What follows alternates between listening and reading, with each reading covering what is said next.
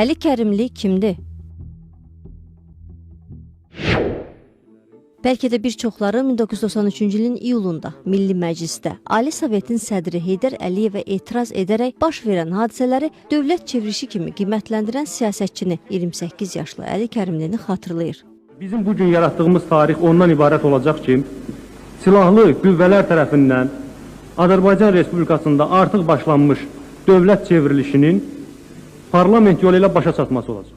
Bəziləri üçünsə Əli Kərimli 1994-cü ildə Rusiya ordusunun yenidən Azərbaycana gətirilməsinə qarşı miting təşkil etdikdən sonra hakimiyyət tərəfindən cibindən qumbara tapıldığı iddia olunaraq saxlanılan siyasətçidir. İndi həmin siyasətçi 25 ilə yaxındır müxalifət partiyasının lideri kimi fəaliyyət göstərən Əli Kərimli özü dövlət çevrilişində ittiham olunur və haqqında dekabrın 1-də həbs qətimkan tədbiri seçilib. İttihamlara nə rəsmi açıqlamalar, nə də sübutlar sərgilənir. Azərbaycan Xalq Cəbhəsi bütün iddiaların partiyanın siyasi fəaliyyətini bitirməyə hesablandığını bəyan edir. İxtisasca hüquqşünas olan Əli Kərimli tələbə ikən 1987-ci ildə Yurd İctimai Birliyinin yaradıcılarından olub.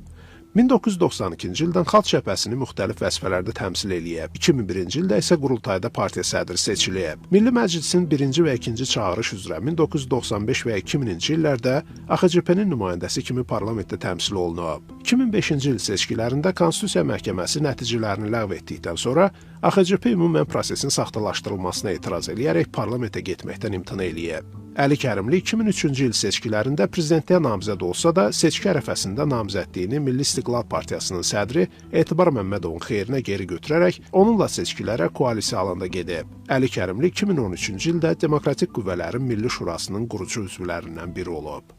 9 il əvvəl Prezident İlham Əliyev Əli Kərimli haqqında demişdi ki, dövlət katibi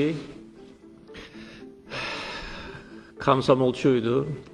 Ondan sonra flügel kimi əqidəsini dəyişmiş və xalq hərəkətinə qoşulmuş. 90-cı illərin ortalarında hakimiyyətlə sıx əlaqədə olaraq parlamentdə də təmsil olunurdu. Hökumət təmsilçiləri isə Əli Kərimlini həm antimilli radikal müxalifətçi, həm də xarici qüvvələrin maraqlarına işləyən siyasətçi kimi göstərirlər. Onun liderliyi etdiyi partiya zaman-zaman gah islamçılara çətir olmaqda, gah terror qruplaşması kimi tanınan Fəthullah Gülənçilərlə iş birliyində, gah da qərbə xidmət etməkdə ittiham olunub. Bu barədə hakimiyyətin nəzarətində olan medialarda mütəmadi olaraq qalaq-qalaq materiallar gedib. Əli Kərimli isə vaxtilə bu ittihamlara bir-bir cavab verib. Komsomol komitəsini 89-cu ildə hüquq fakültəsində dostlarımla birlikdə ləğv eləmişəm. Əgər münasibətim yaxşı olsaydı bu hökumətlə, bir dəfə onun atası dövlət başçısı idi. Parlamentə gələndə ayağa qalxır.